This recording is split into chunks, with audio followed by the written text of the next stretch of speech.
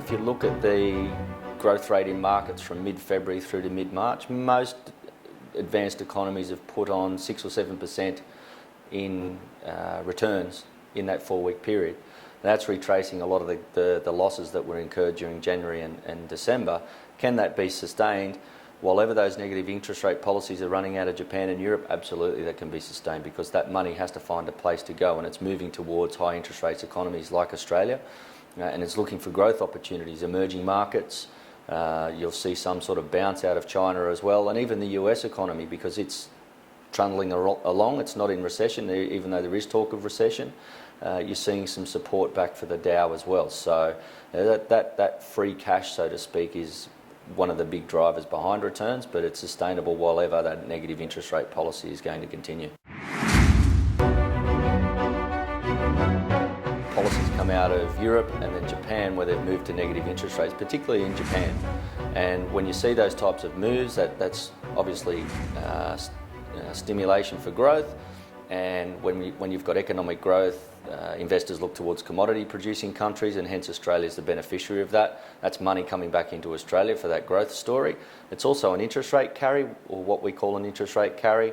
When you've got negative rates in Japan, positive rates in Australia, money's moving here for a higher return, and that's why we've seen a significant bounce in the Aussie dollar in the order of 7 or 8% in the space of a month.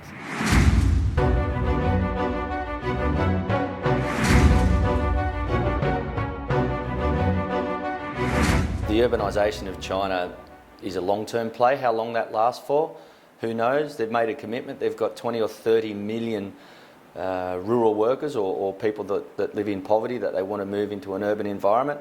And they do have a fair amount of capacity sitting there to take those people, but it still means that there's a lot of infrastructure to go. So it takes iron ore, copper, concrete, and we're the beneficiaries of that. So while ever that policy is still continuing in the central government of China, Australia will be a direct beneficiary of it. We've got a fantastic story to tell. There's $254 billion worth of mining investment that effectively had the tap turned off when the resources boom ended 2 years ago.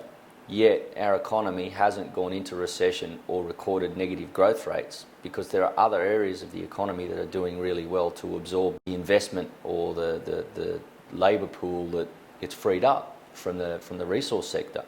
So you've got a huge amount of capital spending going on, infrastructure spending from state and federal governments. That's a magnificent thing to see. That gives us a good sustainable pathway forward. And the rhetoric around state and federal governments of technology hubs and investing for the future and education, becoming a smarter country.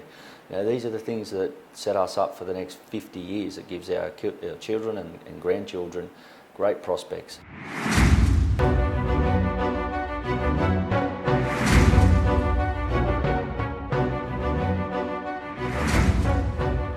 We're in a global economy.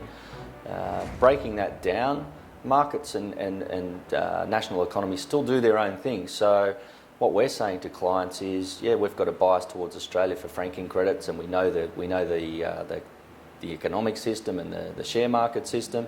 You've got to look far more broadly for investment return than simply being biased here in Australia. So when you see divergent economies, it's an opportunity to make money. So we're building a diverse asset base across a range of different markets. And that's taking out some of the risk and the volatility, but it's also giving us the chance for return. And that's something we're going to have to get used to going forward, is that more than half should be sitting outside the Australian economy. And that's something that we've spoken about for a long time, that more towards an international bias when we're investing our money.